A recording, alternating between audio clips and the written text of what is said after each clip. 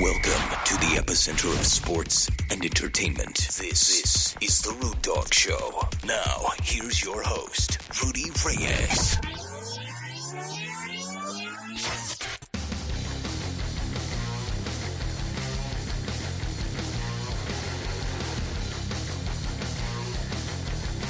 Just gets you in the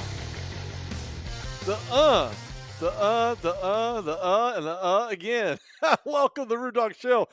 I'm back. Okay, when I say I'm back, I didn't really go anywhere. I've just been, kind of busy.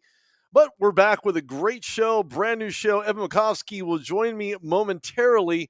I do an opposite show with Evan that we're going to, obviously introduce the issues of sports. But he joins me on the Rude Dog Show momentarily. But I wanted to jump into this, and it was something that kind of struck me yesterday, and I look at this as being maybe an alternate universe where Frank Reich is not a part of it. And when I say not a part of it, I mean to the extent of him being fired on Monday.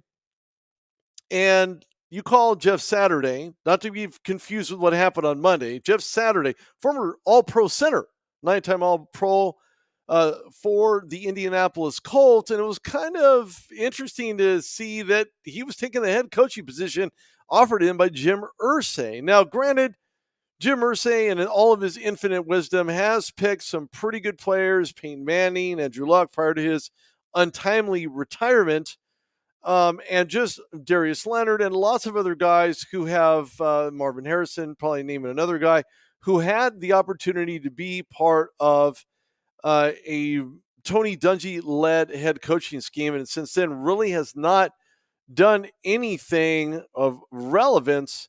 And sadly, when I look at guys like Frank Reich, I think to myself, is he going to be the guy that is going to pull this all together? Is he going to be that individual who will make things right inside of Indianapolis? Whether the dome is closed or the dome is open, it just doesn't appear as though the Colts did anything under Frank Reich. Now, you can call him a scapegoat. You can call any other head coach or Lions coach and Brady who was fired from that coaching staff and think to yourself, you know what, we really got a winner.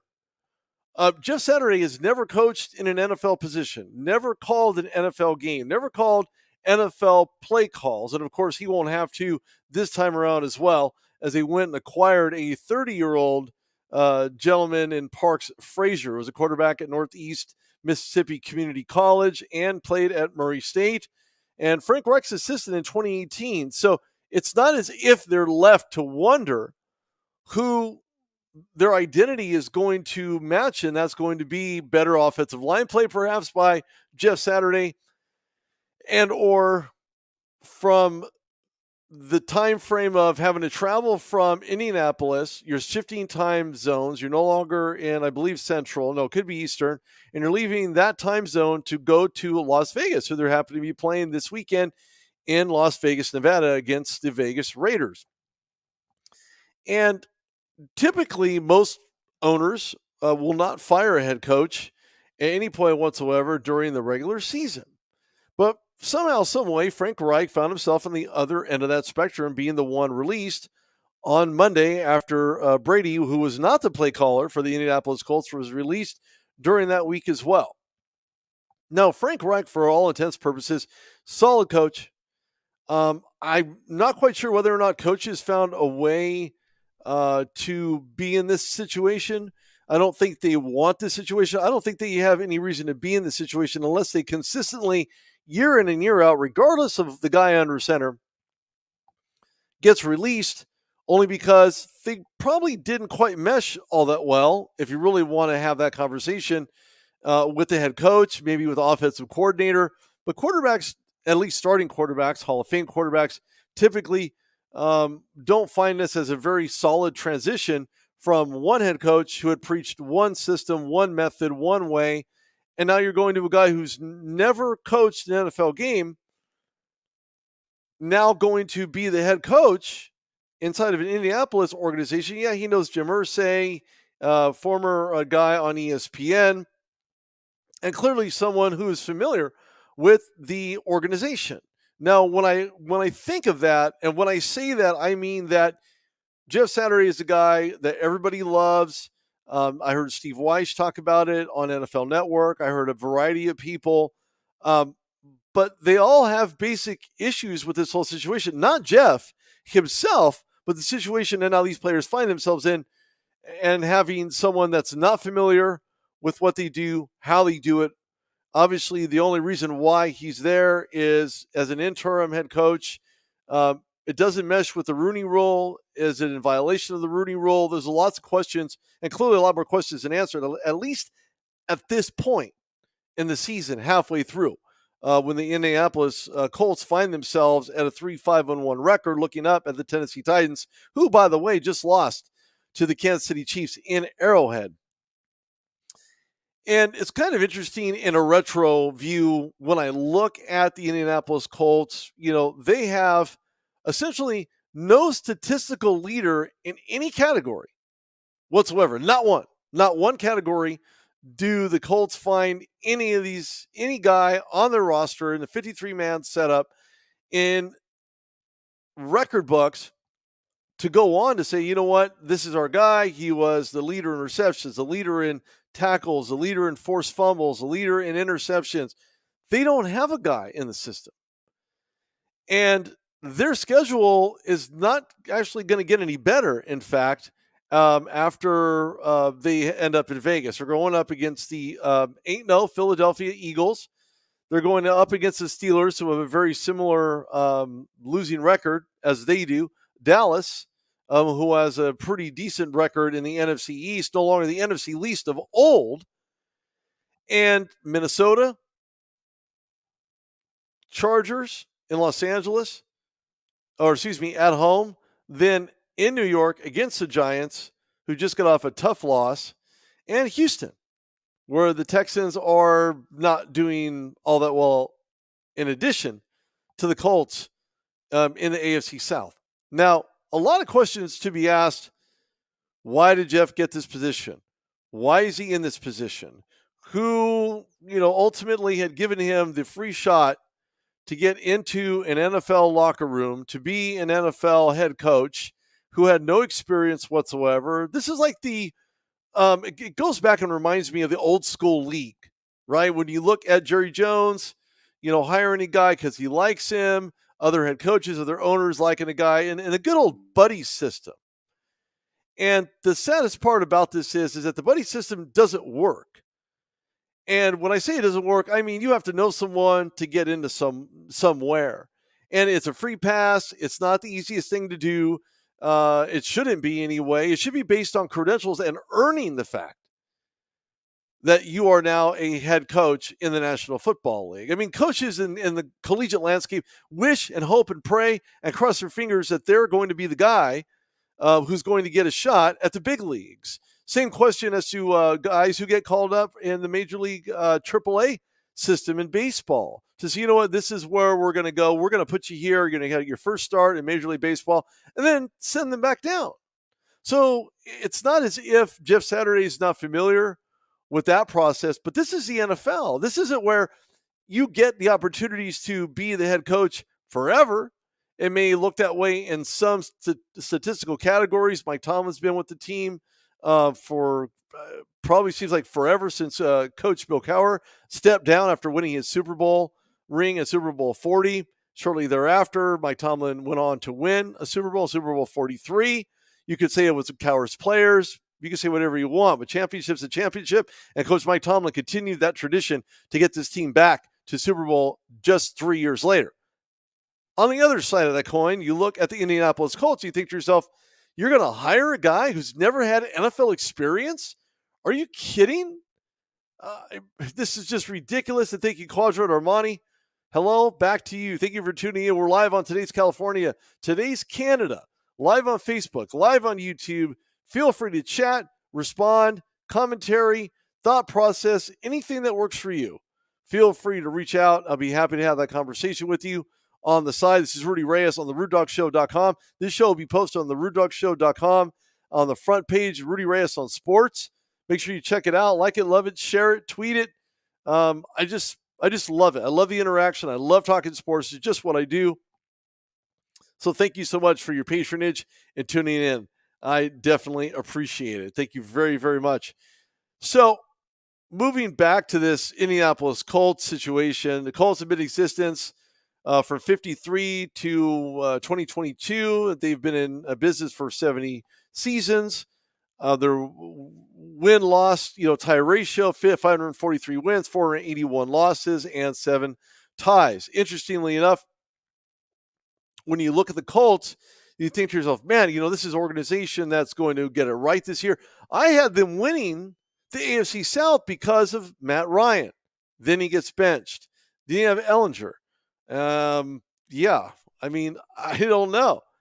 I don't know what they're going to do. And then flip the script, if you will. So go backwards. So here's Frank Reich. He's trying to call plays. He's trying to get it right. Just being the head coach, not having too much involvement, which could have been part of the problem. In addition to that, however, as an organization, you're now overlooking the guys who have been there, done that for so many years.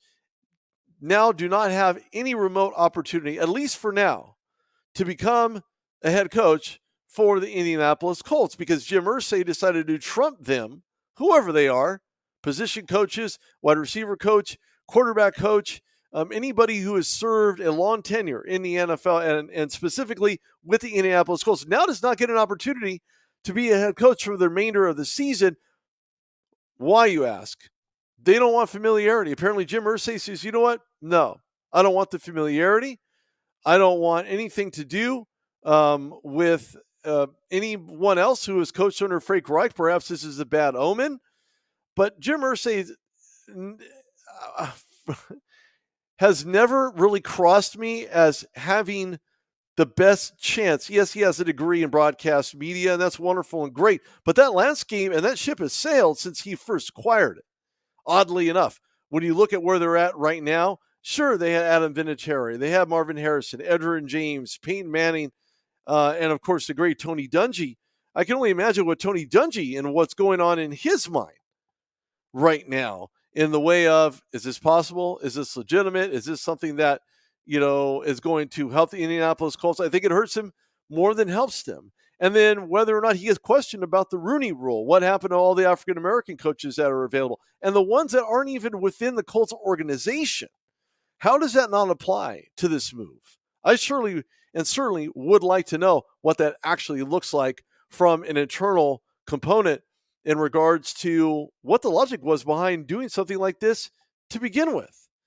So I just having a really, I got a real blank going on right now in my mind thinking, what's going on here? How does this work? What's going on? When you look at the offensive play caller, he's been there for a while, and of course he's going to replace Reich as that such play caller, who almost has, and again, another guy who's 30 years old, has no coaching experience in the NFL. And okay, fine. So pass game specialist, assistant quarterback, coach, but not the guy, not the one that you're looking for, not the individual that you're trying to look for in regards to that play calling. And of course, welcoming into the show, if I can get his video, is Evan Makovsky, known as EMAC. Yeah, I don't know what's going on with my video. I'm hitting start cam and it's just going slow. I don't know if can you see me? You have the right. No, your stream is only audio only, unfortunately. No, it shouldn't be. I just clicked the it's all right. Continue with your rant while I figure this out. It's not necessarily a rant. I'm just, pointing out the obvious here. When you look at now a gentleman in Jeff Saturday who's going to have Parks Frazier, that name should be frontwards and not backwards. But anyway, Parks Frazier is now the play caller for the Indianapolis Colts. You're probably thinking to yourself, who the heck is Parks Frazier? And you could always go to Tom Pelissero, gives you a little bit more in regards to his resume and what that looks like for him. I just don't know schematically what that's going to look like with someone who's never call to play in the National Football League, someone who has no play calling experience anywhere in the National Football League, going to successfully find a way to get that ball out of Ellinger's hands. And, it would not surprise me at all whatsoever to see Matt Ryan take back that center role over Ellinger. And I'm not saying that he's the fantastic choice in Ellinger to have a guy starting under center, but this is more about functionality. This is about getting a perennial Pro Bowler, a guy who's been in the Super Bowl. Yeah, that team lost, 30-some points in the second half to the New England Patriots to win their sixth Super Bowl. But more importantly, I just don't know what this is going to look like at the end of the day. And I had a chance to listen to various opinions, various people talking about this. But to get more perspective in regards to who Parks Frazier is, he was he's a guy who's already had quarterback experience, a guy who is familiar with the organization. So he has two positives working for him, at least at this juncture. But when it comes to what he's capable of doing, how he's going to fit in really, really well, that remains to be seen. He ultimately ended up being the offensive quality coach in 2020, and then assistant quarterbacks coach in 2021. So he's kind of worked himself into the magic that is the NFL in the way of coaching, what that looks like, and his experience overall in relation to what it's going to look like come Sunday when they travel to Las Vegas and playing the now Las Vegas Raiders. Oddly enough, when I look at this situation from the outside, from a different perspective, I think to myself, how do you expect people to actually give Jeff Saturday the respect that he feels that he deserves, or does he? That's a bigger question. Now, I can't ask Jeff Saturday. Clearly, he's in the middle of game planning and practice and building familiarity when you're halfway through the season. And again, in the NFL, this is not a historic thing in the way of what Jim Irsay has been known to do, the types of predicated moves that Jim Irsay has done in the way of making those moves. I find it real hard to swallow, and how Jeff Saturday will ultimately be received by coaches, by players, by people who are trying to kind of wrap their head around this entire situation. This is Rudy Reyes on the RudeDogShow.com, live on Twitter, Facebook, YouTube. You can go after the show to the RudeDogShow.com. That episode will appear there when I am done. Of course, I have about 11 minutes left here on the show. Rudy, can you hear me? I can hear you just fine, Evan. Like this, because I'm on with chat right now, and they can't get my camera working here. The wonderful folks at StreamYard. I'm doing it right now, but let's talk. So you tell me, what does this look like from the organization and its players and the coaches that have been there been there for so long? What does it look like to them? Well, I think that the team, if you're asking me what it looks like to have Jeff Saturday, the team is just underperforming. The Indianapolis Colts have now, since Andrew Luck left the organization, how many quarterbacks have they been through? Phillip Rivers, Carson Wentz, now Matt Ryan. They can't seem to get a foothold. Jonathan Taylor was a stud, the best player in fantasy football last year, and he's been a bust. I think they're an organization in disarray, and if I had to really pull back to it, it's Andrew Luck's retirement, kind of, that really, because you can't get a quarterback like that so easily. And what they've had is, okay, Phillip Rivers at the last year of his career, he leaves the Chargers. And then you have Carson Wentz, who has just been on a downward spiral since he won the MVP, then got injured. And Nick Foles led the Eagles to the Super Bowl over the Patriots. And now Matty Ice, Matty Ryan, who's hurt now too, is, he's thrown when he was healthy for a lot of yards, but they just haven't been very good. I mean, how much do I blame on the organization? How much do I blame on Frank Reich? I don't know, but they can't right the ship with any of these quarterbacks. Well, you know what? It's interesting because the amount of draft picks that they had last year just seems to kind of resonate off the page. And it's not as if these guys were not necessary. Alec Pierce, Jelani Woods, Bernard Raymond, Nick Cross, Eric Johnson, Andrew Ogletree, Curtis Brooks, Rodney Thomas. I don't know that these guys are getting a fair shake in this Colts system. And I say that wholeheartedly because they drafted one wide receiver, two tight ends, and a couple pass rushers and linebackers. And when I say that, I mean to the extent of, are they productive? I mean, they have no statistical leader anywhere, Evan, on any list on Pro Football Focus. They're just absolutely not only in disarray, but I think that the word dysfunctional is starting to come to mind as I wrap myself more around this disturbing situation when it comes to getting a 30-year-old now as a play caller. Jeff Saturday's never called an NFL game in his life.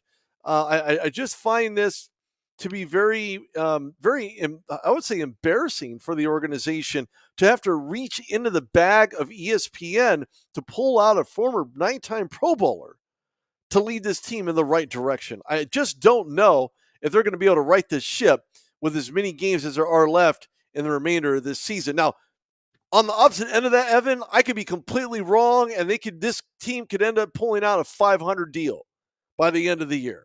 Thoughts?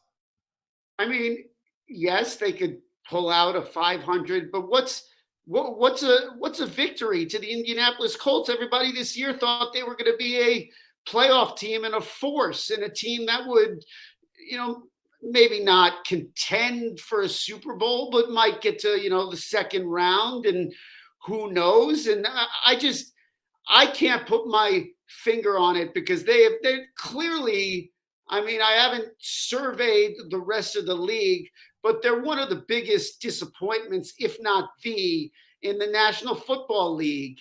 And I think, is it Frank Reich's fault? Maybe he has to go. Is Jeff Saturday the right guy? I know nothing about Jeff Saturday and being an NFL head coach or an assistant coach. I haven't followed him. I obviously followed his career as a great player. But if as far as where are they going to go, I think they're going to go to a disappointing season if I had to bet. I mean, I don't know. I don't know. Well, it gets disappointing. It's going to continue getting disappointing. It's like throwing a lifesaver in an ocean and you're trying to capture a whale. I mean, it's just such a bad situation to be in when not only are you looking up, forget the positioning of where the Indianapolis Colts are right now. Okay, putting this in perspective is this. They have one game better of losing to the Jacksonville Jaguars. Now, that doesn't say very much. Jacksonville in a rebuild mode at this juncture with Doug Peterson, Trevor Lawrence under center, trying to write that story to become that much better by the end of the year. And they actually played really well against the Las Vegas Raiders, and they ended up winning that game. But they're looking up at the Titans. And sadly enough, yes, they lost against the Kansas City Chiefs in Arrowhead. But again, a lot of teams do lose to the Kansas City Chiefs in Arrowhead. But their schedule doesn't get any better. And the Colts themselves, Jim Irsay, I don't know if he had one too many. I'm not quite sure what his logic was behind this. But you just can't hire your friend. And hiring friends do not pay dividends in the NFL historically. Well, when you say hire your friend, are you saying Frank Reich is his friend? There could be. Well, I mean, he did play under Jim Irsay, and he played under Peyton Manning, literally as the center. So it's clear to suggest, perhaps, that there was some type of maybe comical laughter at some point prior to him being offered the job and Jeff Saturday to be the head coach for the Indianapolis Colts, a team he played for the team he was under center for, a championship team with Peyton Manning, the quarterback. So it just doesn't, something doesn't resonate as being all right with this decision. And that's just from that perspective. Well, Rude Dog, I don't know what end you're going to here. Like Mike Day is Saturday as the interim head coach. They're probably gonna hire, unless he does something tremendous here down the stretch, they're probably gonna hire somebody else to be the head coach next year. Who's gonna be the quarterback? I don't know, because Matt Ryan, I'm not saying he's at the end, but I mean, he's been playing for a long time now. I mean, if you look at the all-time leaderboards, he's high up on them. Is he a Hall of Famer? Maybe borderline. But I mean, if Saturday won't get the job unless he does well. I think that's the task of an interim. It definitely is the task, but he has a monumental one. We're not talking no small feat here. It's not as if he has to change their cleats and all of a sudden they're a 500 team. It's just not going to work that way. The way it's going to work is they have to get to the line. They're going to have to own the line of scrimmage. They have to get faster when it comes to a 2-minute drill. And execute in all three phases. And then I'm just touching the iceberg. Barely. I'm not even touching the surrounding ocean water. This is something they're going to have to figure out fast. And whether or not they're going to be able to figure out fast against the Las Vegas Raiders, who has a pretty good defense last time I checked, with Max Crosby on the other side. And you have lots of other Pro Bowlers who have been there, done that. It just begs the question whether or not this current coaching situation is going to be beneficial, not only in the interim, but if they can get to a 500 season, does Jeff Saturday get another opportunity? Yes. I think, I don't know about a 500 season, but if he does anything that allows them to be inspired to, I don't know if it's 500 season or what it is. I don't have the answer. Yeah, I don't think anybody has the answer. And to be honest with you, at the way that it is right now, I don't even know that Jeff Saturday has an answer, because Saturday is going to have to play on Sunday. And, when it's all said and done, I would, what's interesting is there were some parallels talking about who would get more wins as a basketball head coach by complete contrast. Would Stephen A. Smith get it done? Or would you rather have somebody like Magic Johnson in to be your head coach of a national basketball team in the NBA? And I'm going to answer that by saying Magic Johnson would wipe the floor with him in regards to wins. That's just my opinion. But a guy like Saturday, who has never coached an NFL team, an opportunity and given the keys to the franchise in the middle of the season when there was a coach firing, I just don't know about this. Now, the opposite could be true, because when you look at Parks Frazier, the gentleman who'll be calling those plays, don't forget Saturday's not doing it on Sunday. Frazier's going to be doing it on Sunday. Frank Reich was the ordained minister who announced Parks Frazier's wedding. So how's that for irony? A guy who moderates her wedding, who now pronounces you man and wife, or man and fish, or whatever the case might be, now gets the boot, and you're now calling the plays for a guy who called your wedding. It's bad.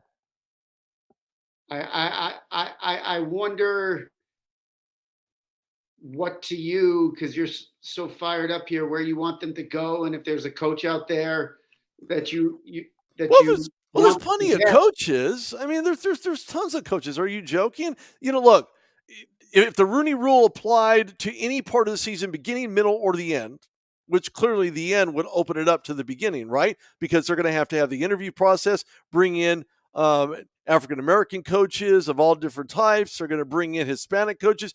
They're going to, they're going to roll out the red carpet, hopefully, in order to get these candidates and at least interview them and give them a shot to tell them why they deserve to be a head coach in the NFL, that rule should apply throughout the season, not just, well, we decided to name an interim head coach. Wait, what? So the Rudy rule doesn't apply here, apparently, because Jim Irsay says it doesn't. And or there could be some deeper systemic NFLPA rules and regulations surrounding why this is not a part of the Rooney Rule, giving someone else an opportunity in a minority class to be the head coach for this team, at least for the remainder of the season. So I'm fired up at the fact that it's not being utilized, it's not being talked about. It's not obviously effective. If for some reason, and it's shown to be not effective, not just the rule itself is not effective, but the way the rule is being interpreted or being discussed or being handled is not being used properly. It is not even close to being something that I consider a successful rule if you're not utilizing it in such a way that allows for people who have called games in the NFL, who have called offensive or even defensive calls in an NFL game, an opportunity to coach for the Indianapolis Colts. That's my point. Well, Rudy, you know, I don't know if it's a Rooney Rule situation in Indianapolis or not. I know you feel like, you know, that there are more minority candidates that deserve a look, but it just happens so fast here. I mean, you know, I don't know. What I'm trying to figure out what your biggest upset is. Like, what if Jeff Saturday actually does do well and they finish 500 and maybe they make the playoffs, which looks like a very long shot. But then what?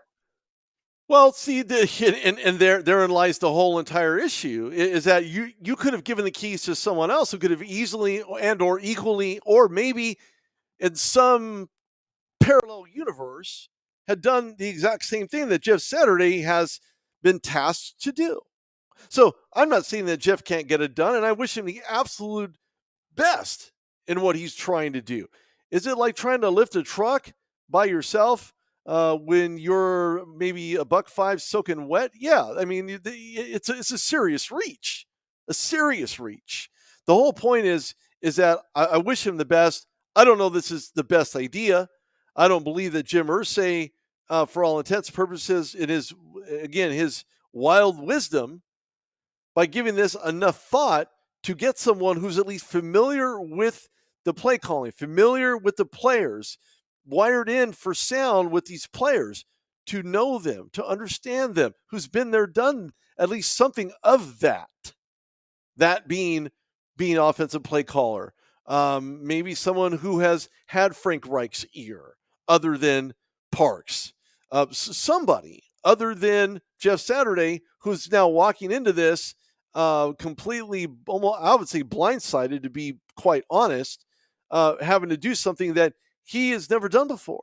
And I find that to be kind of an uphill battle and an issue for Jim Irsay, an issue for the players. And furthermore, these other gentlemen who've been assisting, who's been waiting for their opportunity, knocked on their door, now gets it swept underneath their feet like a bearskin rug, saying, well, you almost had it. Almost, but we're going to give this to Jeff Saturday instead. That's the problem I have.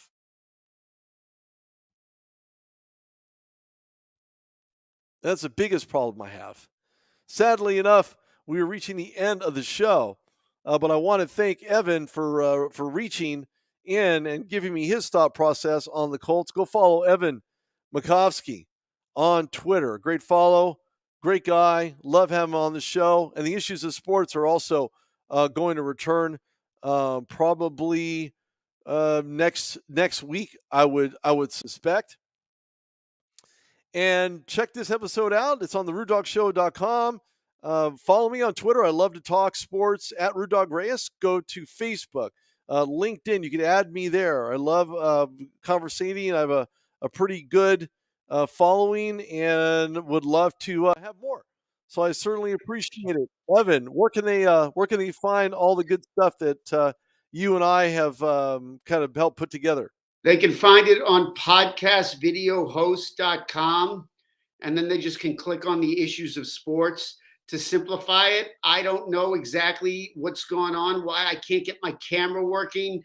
In fact, I've been troubleshooting this where they've been telling me, I don't care, to do incognito mode and close this window, and none of it's worked. I don't have no explanation, so I apologize that because I even shaved for this show.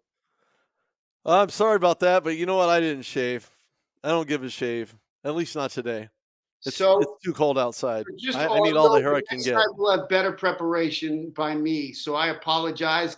And the issues of sports maybe can come this Friday. All right. Sounds good to me. I appreciate it. Thanks, Evan. Hey, with that, this is Rudy Reyes on the RuddockShow.com. Again, throw me a follow. Let me know what your thoughts are. Like it, love it, share it. It'll be tweeted, and Evan will be tagged in it. Throw him a follow, would you? Appreciate you guys for tuning in. Thank you so much.